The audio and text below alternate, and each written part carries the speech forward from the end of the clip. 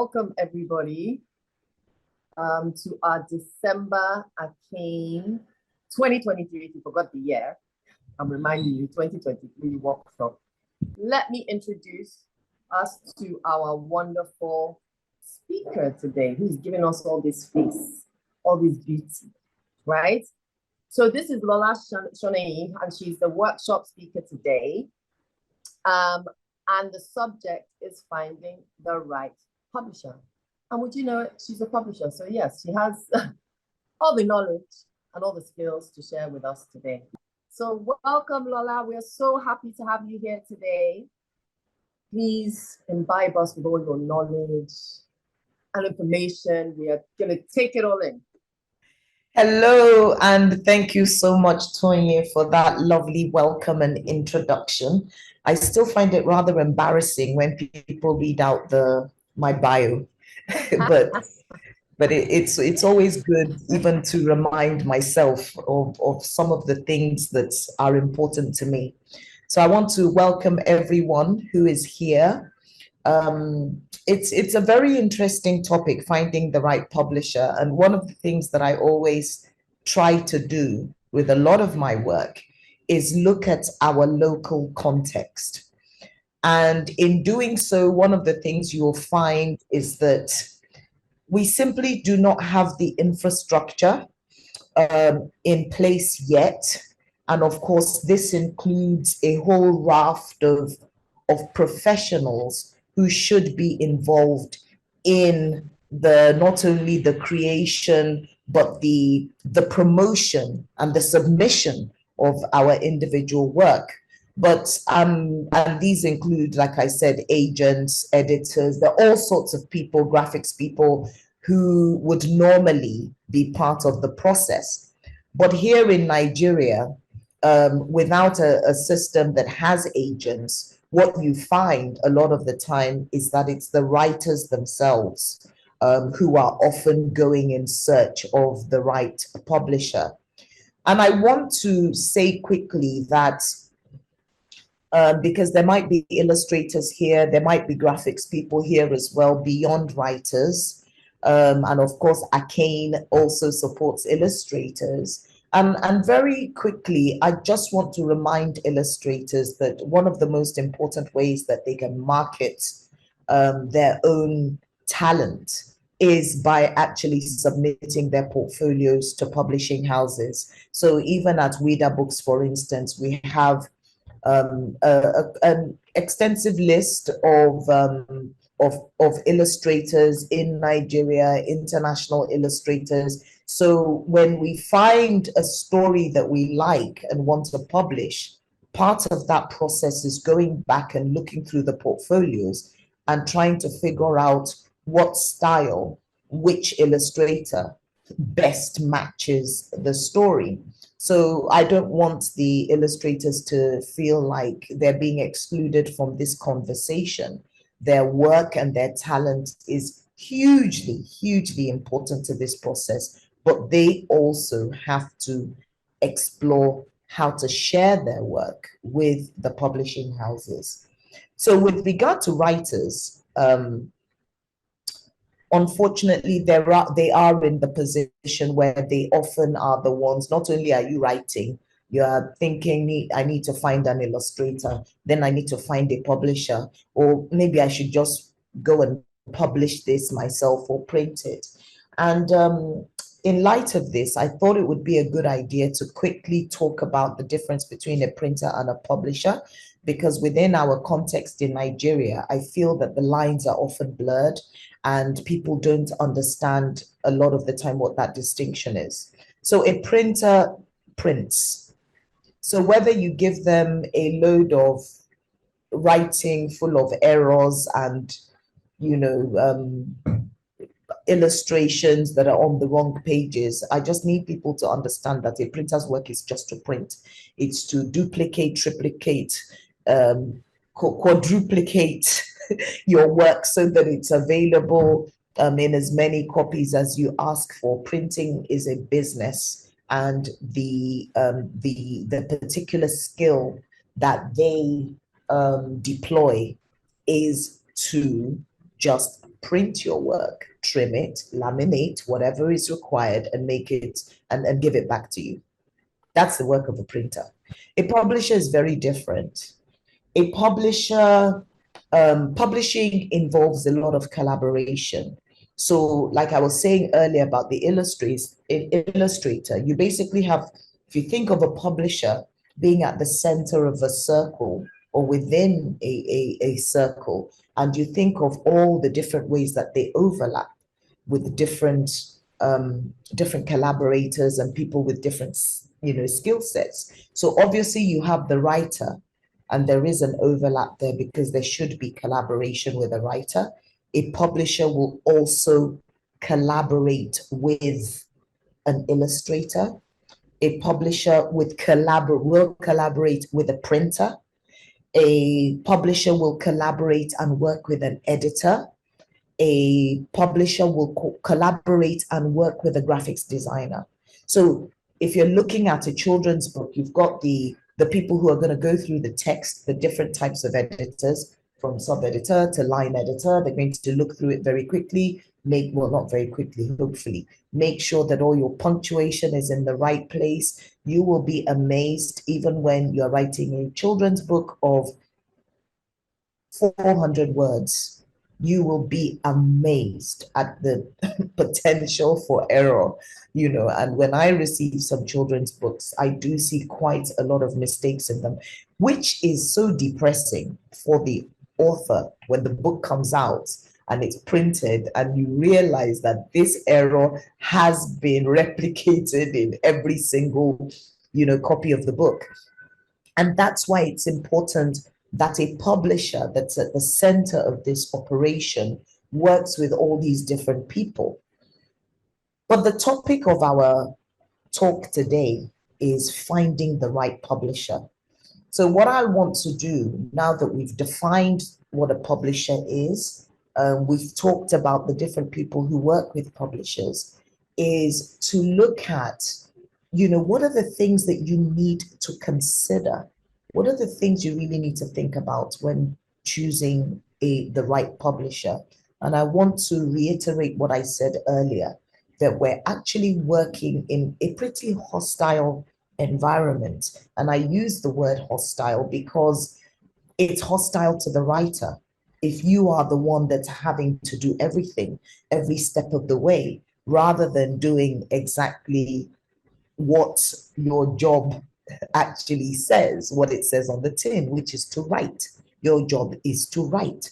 It's not your job to print or publish or find all those other different components. But unfortunately, we're still operating with an environment, we're in an environment where the publishing industry is still in its infancy, and we need to make sure we put the right structures in, which ensure that this entire process works smoothly, but also ensures that the different people involved are doing their part, and fully doing their part of the process, or contributing to the process.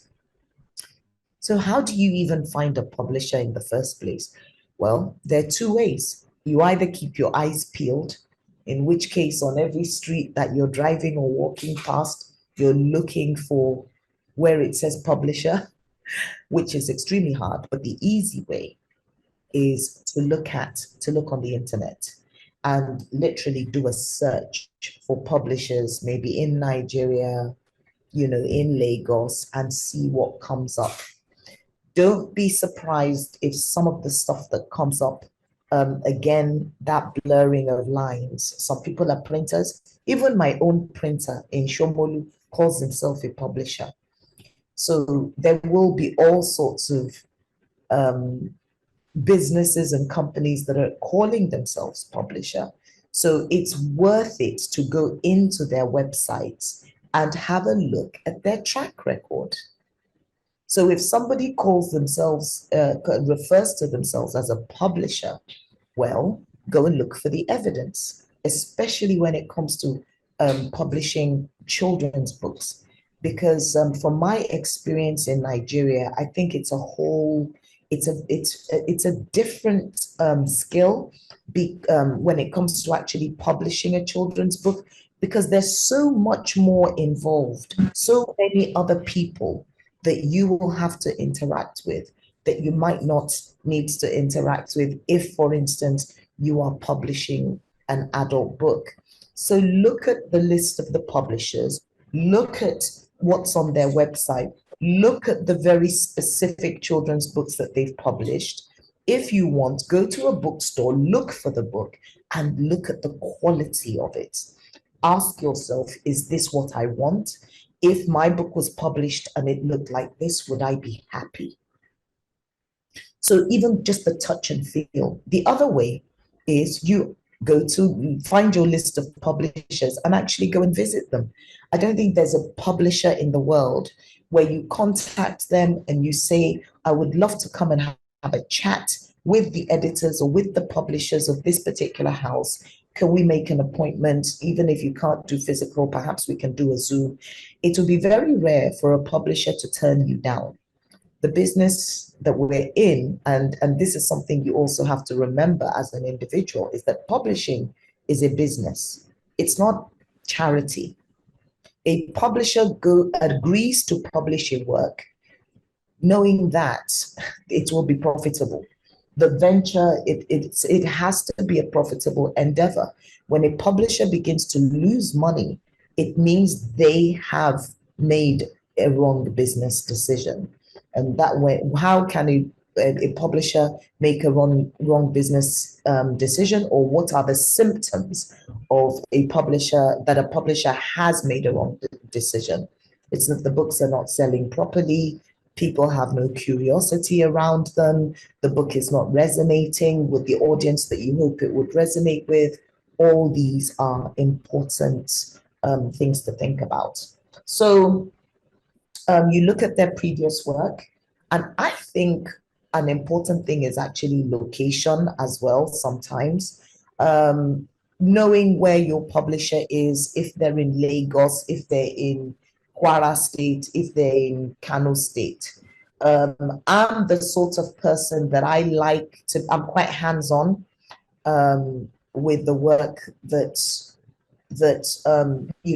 when I want to interact with a publisher, sometimes it's really important to me that I can walk in, that I can have a chat if I have an issue. So sometimes the location of the publishing house matters. If it's too far away and maybe the publisher is not very good with communication, it can be very difficult to communicate with them. And this can leave a writer or an illustrator feeling a bit lost when it's impossible for you to actually communicate with your publisher.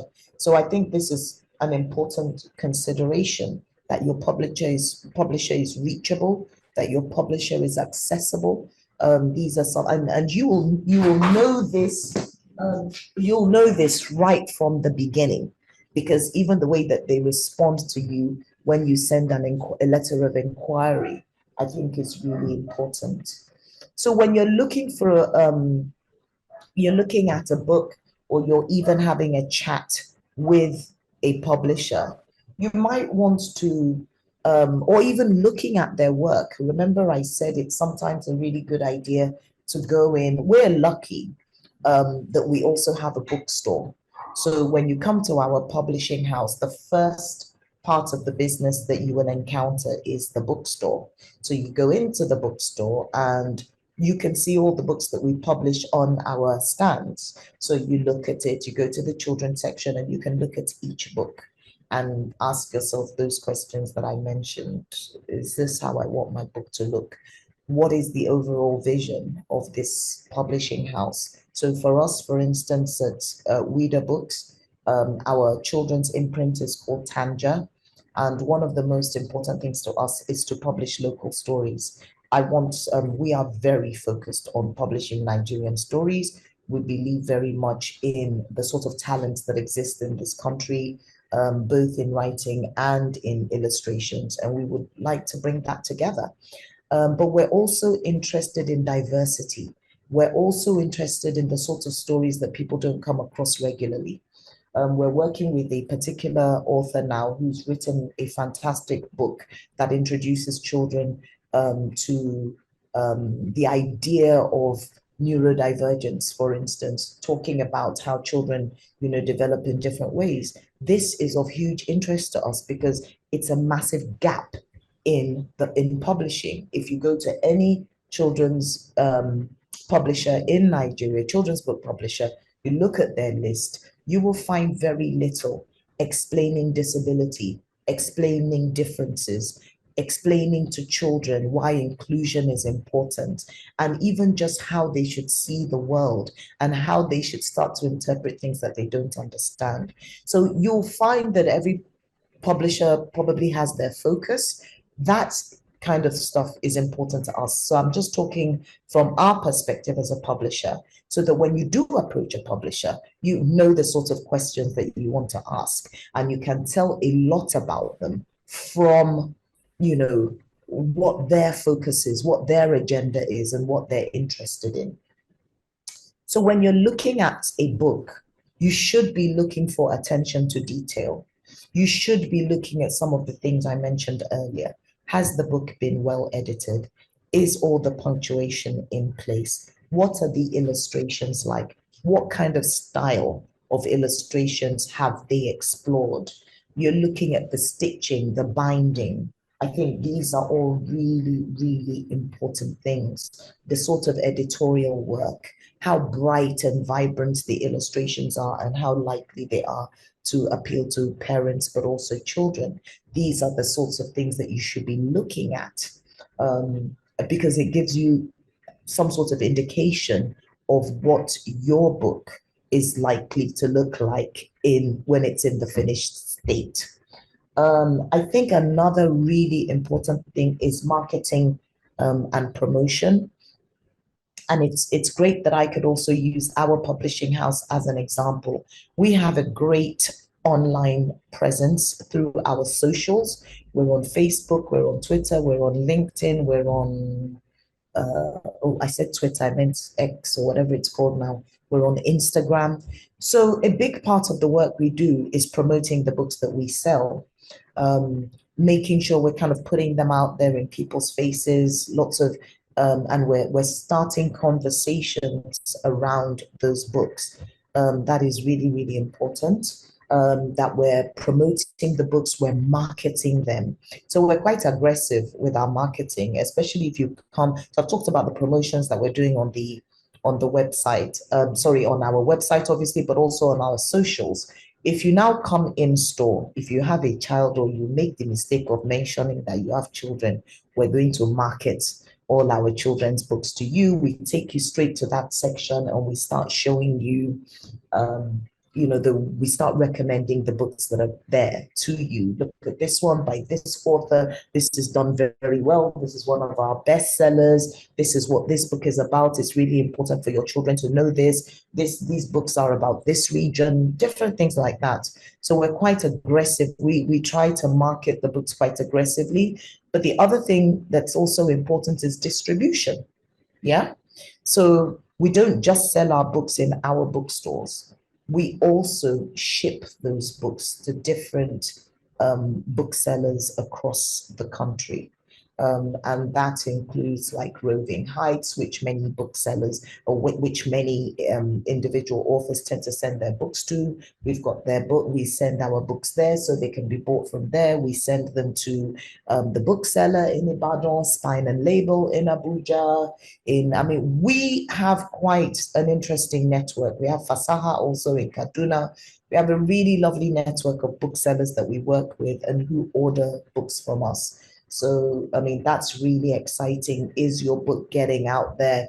Is your book being submitted for any children's book prizes and things, both nationally and internationally? Because the truth is, every little helps. Every prize that your book is mentioned in boosts the sales of your book, but also introduces that title to new audiences. I think also a really important element that you should be looking out for is collaboration. and this is perhaps something that I should have mentioned earlier. I enjoy working as a children's book editor, and I do a lot of the children's book editing for Ouida Books. It's a personal, imprint and interest of mine. So I love working with writers, and I love when you have your illustrations, you send them to the author, what you feel about this, what you like about this. And I find that sort of relationship very enriching. The author feels a sense of ownership. So it's kind of like a bit of a triangle in the early stages where the publisher is sort of there in the center, and then you have the writer here and the illustrator there, and they're both feeding the publisher with their comments. So you're like the connector. So often they don't interact directly, they often will interact through the publisher. So I will get artwork, send them to the writer. The writer comes back to me with comments. I feed those comments back to the illustrator. They update and send back to me. So yes, it can get a bit, it's a lot sometimes, but it's a wonderful process because everybody then feels that the illustrator feels that they're getting serious feedback from the originator of the work, but also the writer gets a real sense of ownership, being able to have input into the illustrations. And in my view, that really does work well. So the idea of collaboration, as I mentioned earlier, could be important to you as a writer, maybe it's not. I've worked with writers who they give you the manuscript and it's like, see ya, bye. They don't want to get involved, perhaps a lot of the time because they don't feel that they are equipped with the right sort of skill set or the experience to be able to make those contributions. And even when that is the case, the wonderful thing is if you have a good publisher, they will play that role for you whilst still kind of sharing progress and different other things. So I think that's really important. I think also to have a publisher who is interested in the writing beyond Nigeria is something that we should also be thinking about. Of course, part of the problem, as I said at the very beginning, is that the infrastructure is not there. So one of the things that we're doing with a project that I've been working on is training agents for children's books. Because I have been to a lot of book fairs, attended many. In fact, this year, I am coordinating the whole Africa section of the Spotlight on Africa section of the Bologna Children's Book Fair. And I went to them and said, I think they need to rethink the way that individuals are invited, and we need to sometimes avoid the ghettoification or turning African writers and publishers leaving them in a bit of a ghetto, which is often not quite at the center of where things are happening. So part of there's a whole raft of things that I've explained to them, but I'm interested in how to include African illustrators, African children's writers in the conversations. We need to be thrown right into the middle of the action rather than being carried like eggs that have no real idea what we're doing. If our industry is going to thrive and advance in the way that we want it to, it is critical that the rest of the world is gaining access to what we're producing. And what that does inadvertently is that it means once we know that and have an awareness of that international angle, it means everybody ups their game. Everybody improves the quality. The writing improves, the illustration improves, everything improves, and even the finished product. What does it look like? So these are at this stage, we need to be thinking about in the international angle of our work, especially because there's a whole lot of income, not only for the agents, but for the writers. When you're selling international rights and your book is being translated into other languages, those are the things that make this whole endeavor worth it. Because what you're making in Nigeria is good, but you need to be thinking kind of further afield, and how to get your books into those markets, I think, is also critical. And one thing that I will say is one of the most heartbreaking things that happens to a writer is being rejected by a publisher. And that has happened to me personally a lot with my adult fiction. But for you also, to increase your chances of your work being accepted by a publisher, I think it's really important that people attend as many workshops as possible, get a sense of what the standards are out there, and I'm talking about writers and illustrators. And what that does is that you play with your own work, you exercise your creative writing muscles. You think outside the box. You want books and ideas that are different, that are going to inspire children and are going to be amusing to the adults that read to them, stuff like that. But you really have to have a sense of what's happening out there. Even when you're telling a story that might be seen as a local Nigerian story, where's the appeal? You know, the international appeal. Our stories are incredible, but they have to be written and expressed in a way that will be attractive to writers, to publishers, but also to readers. And so I've come to the end of my talk, and I wish everybody all the best with the writing, but also their submissions and with finding the right publisher. And I'm very happy to take questions at this point.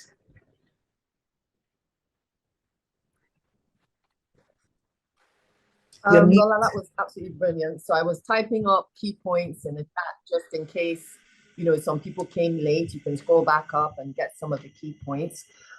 There was someone who had a really good question, straight to the money, and was like, what is the profit sharing structure look like between a publisher and an author? You know, there's different structures. If you could just share what those look like.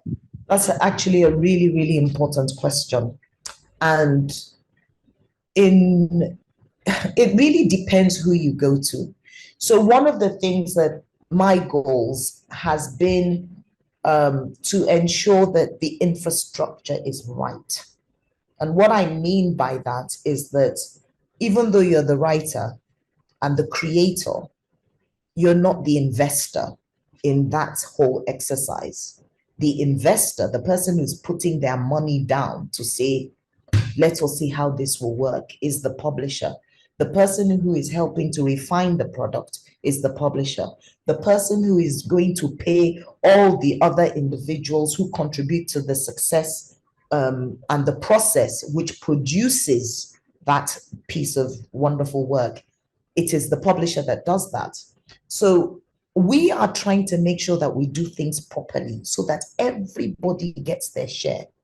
If you go to a sort of regular, I mean, I don't know what's, I don't even think it's fair to call them regular, but the way that we've done things in the past in Nigeria, you'll find that a publisher will even say, oh yeah, it's going to cost 3 million. You bring 1.5 million. I will, you know, they sometimes a publisher will say that and say, let's share. Sometimes a publisher will shamelessly ask the writer to pay for everything. And then when they've done sorting out the printing and the publishing, they just hand you all the copies. But in order for the system to work properly, what happens is when you're signing a contract, it will be made very clear what your royalties will be. So normally your royalties will be between 8 and 15%. And the royalties will depend on a lot of things. how experienced you are.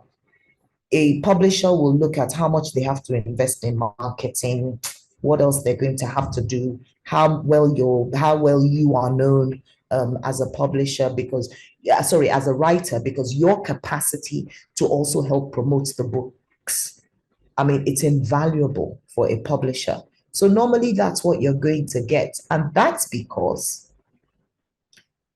one of the things that we are working into our agreements now is that even the illustrator should continue to get a percentage of the sales, from the sales of that book.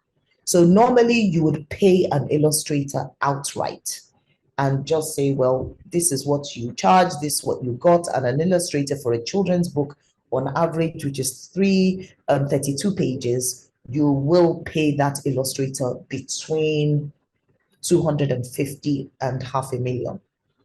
That is what the going rate is. And of course, that also depends on experience and how much you're working with them. So I have a particular author that we're working with, for instance, at the moment. The reason I was able to get a tiny reduction is because it's a series. So I'm not going to start and do book one in the series with one illustrator and then do book two with a different illustrator. I want that illustrator to stay with me. So I could sign a 3-book deal with the illustrator. And what that did, I was able to negotiate the fee down a little bit. But what we want is for the illustrator to be able to enjoy a long-term benefit. So even if it's 2% or 1%, it has to be worked into the contract. And then don't forget, the publisher also has to pay for the printing, for the editing, for the graphic design. So there's a lot of people in that picture that needs to be paid. So as an author, it can be a bit disheartening knowing that your royalties are only a certain percentage, but you've got to also understand that it's what a publisher sells that they can give you your a percentage of. It's a lot of the time, it's not going to be upfront. With fiction, with sustained and long fiction, we sometimes will offer an advance. With children's books, we rarely do. It's something that we hope we can do later, but we rarely do. And don't forget that even when a publisher offers you an advance, it's not a grant. You have to earn that grant back in royalties first before you can start earning royalties. That's how it works. So yeah, it's from a publisher that's trying to make things work properly. Don't expect to get anything more than between 8 and 15%. Yeah, I think you've hit on something so interesting, and I think it's really encouraging, especially for illustrators, that you're trying to implement, or you are implementing a process that they are reaping the benefits of their hard work continuously. Because people continue to read those books, so they should also continue to reap their hard work. So I think that's a really, really great point. There was another question in terms of how does a publisher work to get you into the international space, for example? Right, that's a fantastic question. So what you have to do is, it depends in what capacity. Do you want to have a stand at a book fair? Because we also don't seem to realize, I mean, what's happening at some of the fairs that are around here are a bit of it's not quite what a fair is about. A big component of a book fair internationally is the selling and the buying of rights, the rights trade. So there's the display aspect. You have your little stand. These are the books we publish. They're very pretty. You can like them, leaf through them, whatever. That's one. Showcasing. The other part is negotiation. And that's what you will find in the rights center of most book fairs. They always have like a rights center. And if you go there, you will just see heads of agents talking to other agents or other publishers. They're all seated across tables doing these 30-minute sections. And those 30-minute sessions are all about talking about, this is a book I have. I have this new book, fascinating, by a Nigerian author. Look at the illustrations, were done by a famous illustrator. You can see the attention to detail. You can see this is such an innovative style. Look at the specific primary colors that the illustrator has used. And one of the reasons this story resonates is that it's about a Chibok girl. It's about da, da, da, da, da. And you basically are pitching that book to a publisher from another territory, with the whole aim, your sole aim is to sell it. So they'll say, this looks interesting. I like this one. We can buy it. Then you'll say, okay, you start making a deal. And that deal will involve the individual price of that the book will be sold for, how many copies they are looking to print, right? So there are all sorts of things that go into the calculation of what you end up being able to sell a book for. But in one sale, if you play your cards right, you can earn back up to a third of everything you invested in that book as a publisher with just that one sale. And it's just the area that we're not even in the game. I go to so many of these book fairs. Sometimes I don't even see one black face in the agents or the right centers.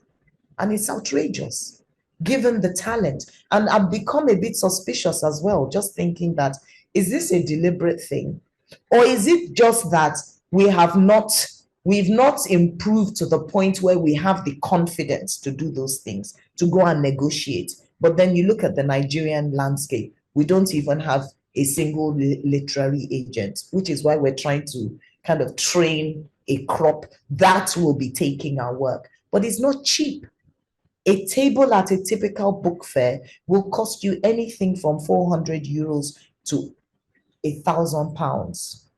A stand at a book fair will cost you sometimes anything up to £3,000, depending on the size. So internationalizing your work as a publisher is not cheap. But if you are a publisher, a lot of those book fairs have fellowships that you can apply for, where you tell them what you want to go and present. And sometimes they'll even pay your ticket. They'll even give you maybe a discount on the right center for a seat and a table there. That's very rare, but yeah. So that's one way that we have to get out there. We just have to have the systems right. And the way we're currently doing things in Nigeria, we're not going to get to that level because we like to leapfrog and jump hoops. But you can't do that and succeed within publishing. You really have to get things right. And that's what we've been trying to do for the last 6 years, so that we can create a playbook, so that we can support other publishers and just say, okay, now we've done it and we've succeeded. Okay, so now this is where you need to go next. Yeah, I really think that you made such a good point. And I think the timing now is so good that we need to take advantage of what is happening. And we really need to just go for it. Like we have in setting up ACAIN, we need to say, okay, we actually need to think on a global landscape. Let's take advantage of the fact that the world is liking us, is liking our content, wants more from us. And we know there's not enough of us, but what we have, we should be really fighting to put it out there. So I think we'll just take one more question, and that is, how does one become an agent? That's such a great question. I saw the beginning of the question. I think it was Shade that asked. So what we've done, just so you know, is that Goldsmiths College, for instance, in the UK, offers a course. It costs £350, and I think it's a 4-day or 5-day course. So all my editors in WIDA, they all have to go through that course. After they've been with me a year, and we've been able to train them on editing, because editing is also part of the work of an agent, then they go and understand the business side of things. And then they learn so much more than I could ever know, which is wonderful. But that's the process. You've got to go and look for those opportunities where you can do a course. And then if you're lucky, I also know that sometimes people, you can go and be like an intern, work as an intern with an established agency, or like a trainee agent. So that also is another route into the business. For us in Nigeria, because we have no models. We can't say, okay, this person has done it, let's go and study them. We are having to basically create that. And I don't know, there's this thing that I've started called Bookstorm, where we are interested in publishing 100 books over the next 2 years, 100 children's books and picture books. And a major part of that is that we're going to be training writers, illustrators, agents, graphic designers, editors. I don't know if I've mentioned agents already, but yeah, the agent aspect, because also being a children's book agent requires also certain skills that you might not get in, like, from being a mainstream agent. You have to have a bit of understanding of art, of design. You've got to be a bit of an all-rounder. So we're trying to train people in all those areas. So when we have a writer and we find that we also have a publisher, and a lot of this involves creating databases, then when we know you're a writer, this illustrator will work well with your words, we can match them. And then we're also training the editors who are going to be working on those books. So we create the channel. If we don't do that, nobody is going to accept you into an agent or a rights conference in any book fair if you are not an established agent. You can't just randomly go and present, oh, I have this pretty book I want. No, you have to be an agent, a proper agent. So these are some of the routes into becoming an agent. Thanks, Shadi. I think somebody else just asked a quick question. Yes, I think they want to know, how do you become part of that, your 100 books initiative? Yes, once we're going to put the information out there. We've started, so that Bookstorm, we've already started training agents. That's what we did for the first 2 days of ACAIN Festival. So we brought in 4 established agents and people working in the industry, one from England, one from France, 2 from France, one from the US, so that people get a real scope of what is happening internationally. So we did a conference. I created the program, and what we're doing is that we're currently working with the UNDP's Nigerian Jubilee Fellows Program. So all those graduates who got a 2-1 and above and are looking to work in the publishing industry, we invited them, vetted them, interviewed them, and we've taken on 21 who are going to work to become editors and agents. So we've actually started the work. It's expensive. So we also have to keep looking for ways that we can get the kind of support we really need. Thank you. If you have any more questions, you're going to have to take it offline in the group if you're a member. If you're not a member, you have to join and become a member, and then post it in the group after you become a member. So thank you so much, Lola. That was really, really informative. I felt like I learned so much. I took notes.